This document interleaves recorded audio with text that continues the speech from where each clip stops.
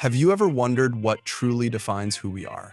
Is our sense of self something we are born with, or does it develop through experience? Can we truly shape a person's identity, or are we merely sculpting the surface of something far deeper? These are questions that have been debated for generations, but rarely do they play out in such a tragic, real-life experiment as the one we explore today. What happens when a person is stripped of their identity before they even have a chance to understand who they are? Can external forces override something as fundamental as gender? When science crosses the line from observation to manipulation, what are the consequences? Today's story is one of the most tragic and disturbing cases of medical intervention gone horribly wrong. It's a story of a child whose life was dictated by an ideology, a theory that ignored reality in favor of an academic hypothesis. The case of David Reimer is not only a shocking glimpse into the dangers of unchecked experimentation, but a chilling testament to the enduring power of human identity. This is a case that challenges everything we think we know about gender identity and the irreversible consequences of playing with a human life. Housevil, true crime involving family. Every family has secrets, any family can cross the line. Hi, I'm Matt. Welcome to Housevil, where we explore the darkest stories of family secrets turned tragic. Today, we're diving into the heartbreaking case of David Reimer, a boy who was raised as a girl after a disastrous medical mistake. His story is one of suffering, resilience, and ultimately a tragic end that could have been prevented. This is not just a true crime story, it's a chilling example of how one decision can alter the course of a life forever. Stay with me, because this story will shake you to your core. David Reimer was born on August 22, 1965 in Winnipeg, Canada. He was a healthy baby boy, part of a pair of identical twins. His parents, Janet and Ron Reimer, were loving and well-intentioned, but their lives would take a devastating turn when they sought medical help for a simple procedure. At just 8 months old, David and his twin brother, Brian, were scheduled for circumcision due to medical concerns about urination.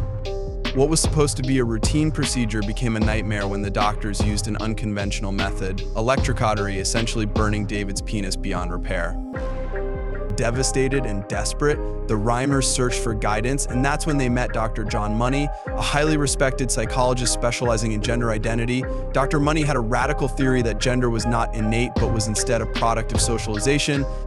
He convinced the Reimers that the best course of action was to raise David as a girl. According to Money, if David was raised as Brenda, he would develop into a normal, well-adjusted girl, never knowing he had been born male. Under Money's guidance, Janet and Ron reluctantly agreed. At just 22 months old, David underwent surgery to remove his testes, and his parents began raising him as a girl. They dressed him in feminine clothing, referred to him as Brenda, and tried their best to reinforce female behaviors. Dr. Money frequently met with David and Brian, monitoring their progress and using their case to support his gender theories. He presented the case as a great success to the scientific community, claiming that Brenda was thriving as a girl. As the years went by, however, it became increasingly clear that Brenda was not thriving. She displayed behaviors more typical of boys, preferring rough and tumble play, rejecting dolls, and expressing discomfort with the expectations placed upon her. Teachers and family members noticed her struggles, but Dr. Money insisted that she simply needed more reinforcement to fully embrace her true identity as a girl. During follow-up appointments, Dr. Money conducted disturbing and controversial therapy sessions, forcing Brenda and Brian into scenarios meant to reinforce gender identity. These sessions were invasive and unethical, yet they were reported as successful by Dr. Money in his published research. Meanwhile, Brenda became more withdrawn, angry, and resistant. She struggled socially, feeling alienated from her peers, and experienced deep distress over her body and identity. By the time Brenda reached puberty, the facade was falling apart completely. Hormonal treatments were supposed to assist in developing female characteristics, but they only exacerbated her confusion and suffering. The psychological toll was immense. Depression, anxiety, and suicidal thoughts became a constant battle. She hated wearing dresses, resisted being called Brenda, and longed for answers she didn't have. Her twin brother, Brian, was also deeply affected by the so-called experiment. He suffered from his own emotional turmoil, witnessing the pain his sibling endured. The weight of the secret they had been forced to keep added to his distress, and the once close bond between the twins was beginning to fracture. At 14 years old, after years of struggling with an identity that felt foreign, Brenda's parents finally told her the truth. She had been born a boy. For the first time, everything made sense. The feeling of being trapped in the wrong body, the deep discomfort, the emotional agony, all of it had an explanation. Brenda immediately rejected her female identity and embraced her true self, choosing the name David and beginning his journey back to living as a male. Transitioning back was not easy. David had been forced into a life that was never truly his, and undoing the damage done by years of deception and forced conditioning was a monumental challenge. He started taking testosterone, underwent reconstructive surgeries, and began to present himself as male once more. But the emotional scars ran deep. He faced relentless inner turmoil, grappling with years of emotional suppression and confusion. Every day was a battle between his past and present, between the identity forced upon him and the identity he was now reclaiming. The trauma was so ingrained in his psyche that even simple daily activities triggered painful memories.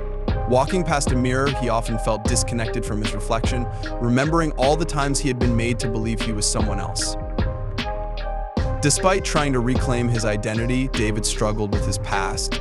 The years of psychological and emotional abuse left him with lasting trauma, making it difficult to trust others and find a sense of peace. He often had nightmares about the therapy sessions with Dr. Money, waking up in cold sweats as he relived the invasive and unethical practices that had been forced upon him. Therapy helped, but only so much. Some wounds never truly heal. His relationship with his parents was strained. They had acted out of desperation, but the betrayal was still painful. Though they loved him deeply and felt immense guilt for what had happened, the damage was irreversible. There were arguments, moments of reconciliation, and then more distance. His mother, Janet, carried deep regret, while his father, Ron, struggled to face what had happened at all. In addition to emotional struggles, David faced immense social challenges.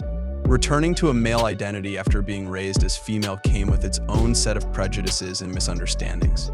Society was not equipped to handle such a transition at the time, and he often found himself the subject of whispers and stares. Job opportunities were limited, relationships were complicated, and the deep isolation only worsened his mental state.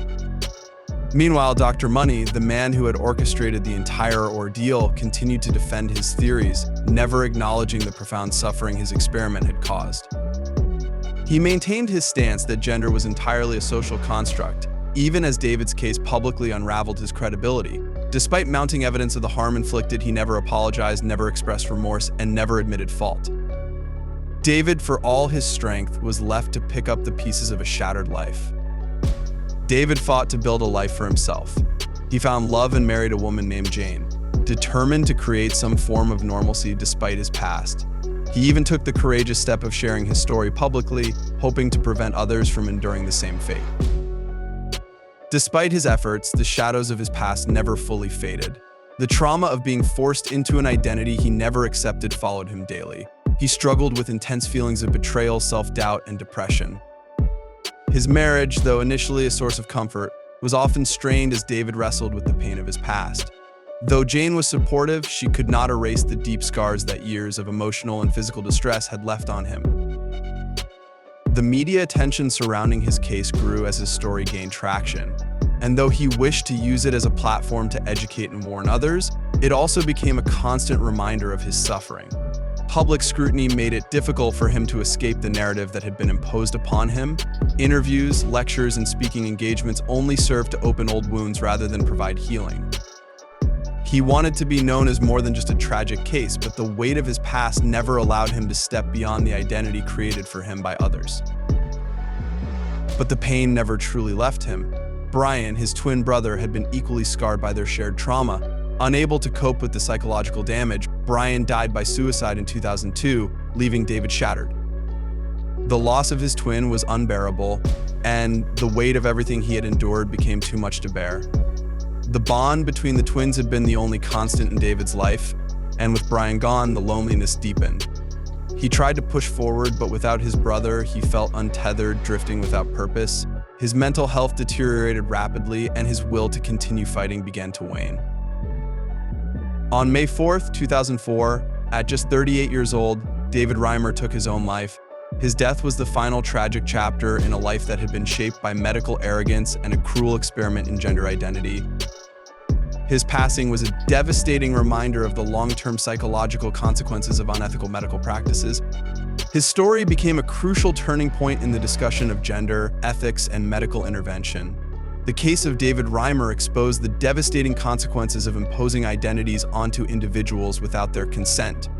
It challenged long-standing beliefs about gender socialization and forced the medical community to rethink its approach to intersex and transgender individuals. In the aftermath of David's death, more voices within the medical community began to speak out against the practices that had led to his suffering. Advocacy groups used his story to push for greater ethical oversight in medical interventions for children. The case became a cornerstone argument against the idea that gender identity could be altered solely through upbringing and external reinforcement. Even in death, David's voice continued to echo. His tragic life served as a warning, a lesson, and a call to action. His suffering, though unbearable, sparked necessary conversations that continue to influence medical ethics and psychological studies today. His family, despite their grief, hoped that his story would ensure that no other child would endure what he had. Though his life ended in sorrow, his legacy remains a beacon of caution, a plea for compassion, and a testament to the resilience of the human spirit. David Reimer's story is not just a cautionary tale, it's a haunting reminder of how deeply our identity is woven into our very being.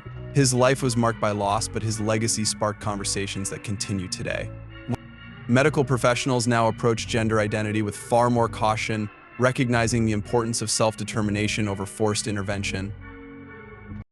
If you found this story compelling, don't forget to subscribe to Housevil for more stories that reveal the dark truths behind family bonds. Share your thoughts in the comments, and I'll see you in the next one.